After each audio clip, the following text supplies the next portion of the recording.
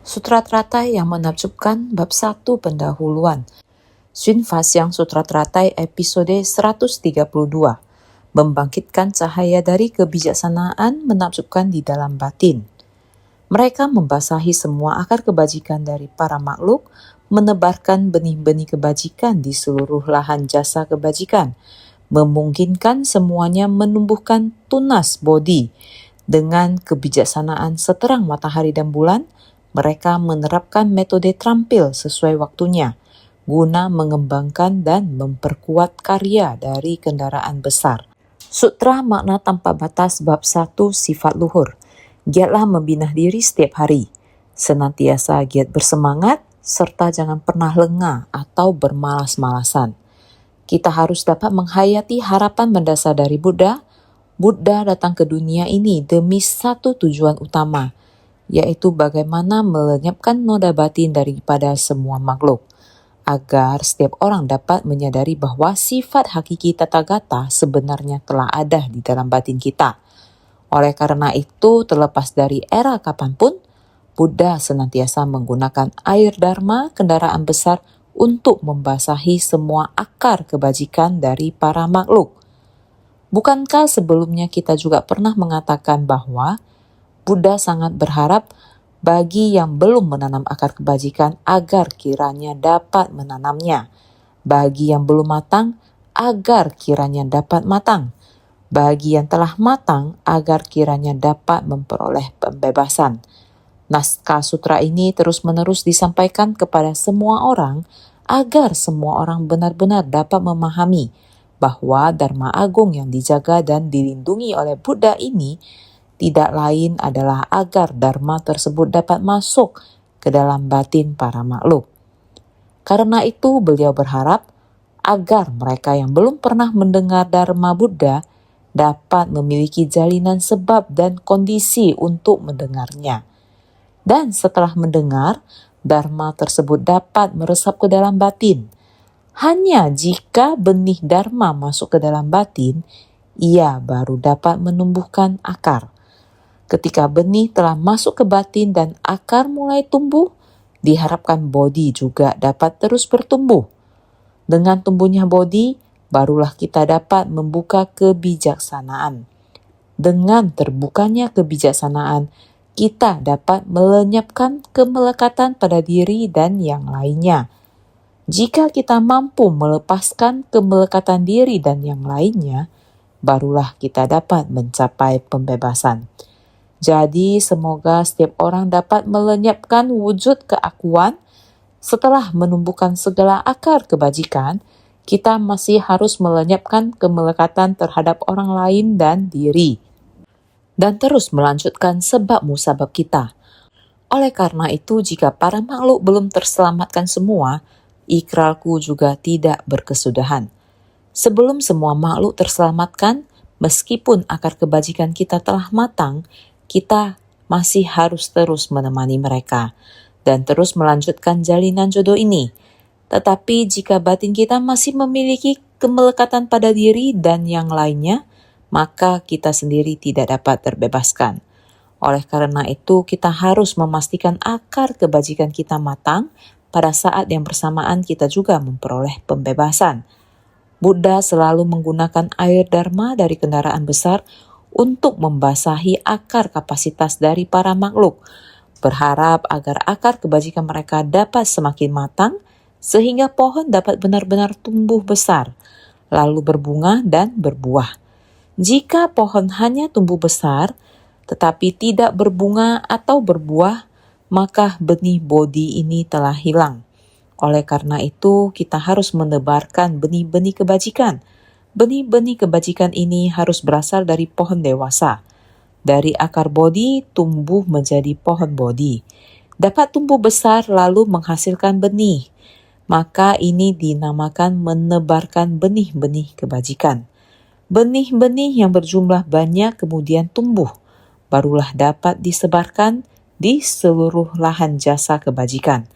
Jadi, menebarkan benih-benih kebajikan di seluruh lahan jasa kebajikan, jalan bodi harus dibentangkan sangat panjang dan luas. Ini juga menuntut kita untuk sungguh-sungguh menggunakan hati, menumbuhkan pohon Bodhi hingga menjadi hutan Bodhi yang rimbun. Sebenarnya tidaklah sulit. Semua ini adalah hal yang sangat sederhana. Selama kita membangkitkan satu niat dengan hati yang lurus dan jalan yang benar, maka pohon-pohon Bodhi akan berdiri tegak. Benih-benih akan matang sehingga menjadi ladang kebajikan yang luas dan dapat memungkinkan semuanya menumbuhkan tunas Bodhi. Dengan kebijaksanaan seterang matahari dan bulan, mereka menerapkan metode terampil sesuai waktunya. Selain benih yang jatuh ke tanah, juga dibutuhkan seseorang tukang kebun.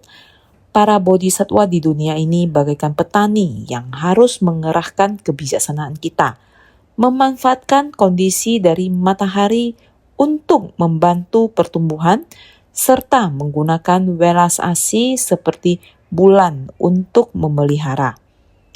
Dengan menjalankan kebijaksanaan dan welas asih secara bersamaan, inilah metode yang tepat.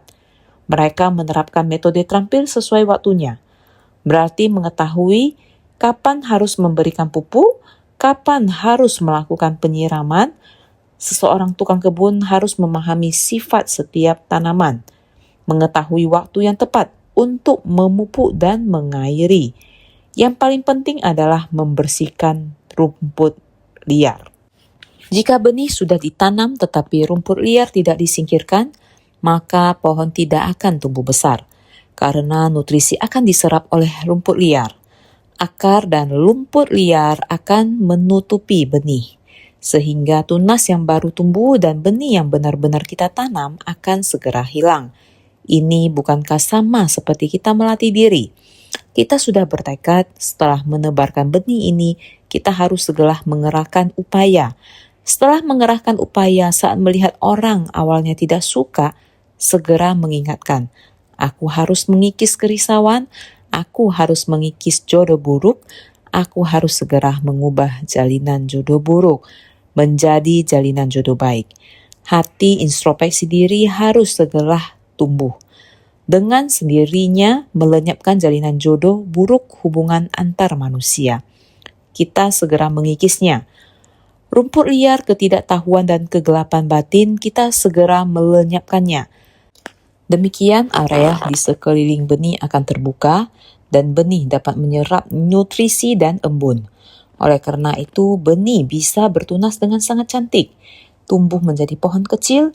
Ini adalah kita harus mengerahkan upaya, bukan hanya melenyapkan rumput liar, masih harus mengembangkan dan memperkuat jarak antara pohon dengan pohon. Sebenarnya harus sejauh apa? Pohon ini baru bisa sangat rimbun dan sangat besar. Pohon ini bisa dipindahkan jika dipindahkan. Yang ini bisa tumbuh besar, yang itu juga bisa tumbuh besar. Seperti saat semua orang belajar Dharma, semua orang tekun. Pada awalnya para makhluk yang banyak sekali, semuanya butuh kita untuk membimbing dan menyelamatkan. Jadi setelah menyerap Dharma, Buddha kendaraan besar, setiap orang boleh membimbing dan menyelamatkan orang yang berjodoh, sehingga disebut mengembangkan karya dari kendaraan besar. Setiap orang sesuai jalinan jodoh masing-masing juga bisa menjalankan misi, membimbing dan menyelamatkan para makhluk. Ini ada di dalam Sutra Makna Tanpa Batas. Makna dari bagian ini karena sebelum Buddha hendak membabarkan Sutra Teratai, beliau dengan Sutra Teratai tanpa diucapkan, semestinya adalah dengan semangat ini tanpa henti terus mendidik para makhluk. Jadi berharap akar kebajikan para makhluk segera berkembang dan harus segera matang dan harus cepat terbebaskan. Setelah terlepas dari kemelekatan pada diri dan yang lainnya, baru bisa memasuki jalan dari kendaraan besar. Naskah selanjutnya dari Sutra Teratai ini mengatakan, pada ketika itu ada seorang bodhisatwa bernama Varaprabha yang memiliki 800 orang murid. Pada ketika itu Buddha Candra Surya Pradipa bangkit dari samadhi. Sutra Teratai bab 1 pendahuluan. Seperti yang telah kita lihat sebelumnya, Buddha Candra Surya Pradipa mulai memancarkan cahaya. Ketika Dharma akan dibabarkan, terdapat 20 koti bodhisatwa dalam persamuan tersebut. Di antara 20 koti bodhisatwa, ada seseorang bodhisatwa bernama Varaprabha. Bodhisatwa Varaprabha ini memiliki 800 murid. Dapat dilihat bahwa bodhisatwa ini saja mempunyai murid berjumlah 800 murid. Lalu bagaimana dengan yang lain? Kita dapat melihat Buddha Chandra Surya Pradipa, para murid yang dibimbing pada saat itu. Betapa agungnya lahan pelatihan tersebut. Jika kita memikirkan ini, sungguhlah luar biasa. Terdapat banyaknya bodhisatwa. Benar, ada begitu banyak bodhisatwa. Bila diperbandingkan dengan dunia manusia, jumlah penduduk di bumi mencapai miliaran jiwa sekarang ini. Jika setiap orang memiliki sifat Buddha, bukankah setiap orang merupakan bodhisatwa? Bukankah setiap orang akan menjadi Buddha? Bodhisatwa Sarapadibuta mengatakan, "Aku tidak berani meremehkanmu karena kamu juga akan menjadi Buddha di masa mendatang." Jadi dalam ajaran Sutra Buddha ditekankan tentang rasa hormat, menghormati semua makhluk hidup, karena setiap orang pada dasarnya memiliki sifat kebudaan. Ada yang baru mulai menanam akar kebajikan, ada yang sudah menanamnya, dan ada pula yang kebajikannya telah matang. Ketika semuanya berkembang dan tercapai secara bertahap, setiap orang pada akhirnya akan setara dengan Buddha. Karena itu, setiap orang memiliki sifat kebudaan dan semua orang sejatinya setara dengan Buddha. Jika kita semua dapat memahami prinsip ini, maka kita akan menumbuhkan sikap hormat terhadap setiap orang. Kita tidak akan lagi melekat pada keakuan ini, serta tidak akan terus terjerat dalam sebab akibat di antara satu sama lain. Jika kita sungguh ingin mencapai pembebasan, kita harus terlebih dahulu memahami hal ini. Pada ketika itu, Buddha Chandra Surya Pradipa bangkit dari samadhi. Setelah memasuki keadaan meditasi dan memancarkan cahaya setelah pertanda baik, waktunya telah matang. Maka bangkit dari samadhi berarti beliau mulai membuka mata dan memandang sekeliling. Pada saat itu di antara kumpulan besar para bodhisatwa, di antara 20 koti bodhisatwa, beliau melihat di antaranya bodhisatwa Varaprabha. Varaprabha, cahaya dari kebijaksanaan menakjubkan, artinya menggunakan kebijaksanaan tanpa membeda-bedakan yang mendasar untuk merealisasikan realitas sejati dan membangkitkan cahaya dari kebijaksanaan. Diberikan nama berdasarkan kebajikan ini, menggunakan kebijaksanaan tanpa membeda-bedakan yang mendasar. Tanpa membeda-bedakan wujud keakuan dan orang lain. Untuk hidup bersama dengan bumi dan makhluk hidup, sikap tanpa membeda-bedakan ini adalah dasar kebijaksanaan. Dasar kebijaksanaan adalah apa yang kita semua miliki. Selama kita bersungguh hati, kita dapat menyadari dan memasuki ajaran yang telah dibuka dan ditunjukkan oleh Buddha. Kita dapat menerapkan rasa kebijaksanaan untuk menerima Dharma Buddha dan memahami segera saat kita berhubungan dengan itu. Kebijaksanaan ini juga realitas sejati. Realitas sejati adalah prinsip kita dapat menerapkan dasar kebijaksanaan untuk menyadari kebenaran dari segala hal di semesta. Menggunakan kebijaksanaan tanpa membeda-bedakan untuk merealisasikan realitas sejati. Kita perlu kebijaksanaan sejati untuk menyadari prinsip-prinsip sejati tertinggi dari segala sesuatu di semesta dan membangkitkan cahaya dari kebijaksanaan. Jika kita selaras dengan prinsip kebenaran, cahaya dari kebijaksanaan kita akan terpancarkan. Kita memiliki kebijaksanaan mendasar, kita harus menghayati kebenaran sejati dari segala sesuatu di alam semesta. Harus benar-benar berasal dari dalam batin yang murni. Harus bisa membangkitkan cahaya dari kebijaksanaan. Jadi diberikan nama berdasar kebajikan ini disebut Varaprabha. Artinya cahaya dari kebijaksanaan yang menakjubkan.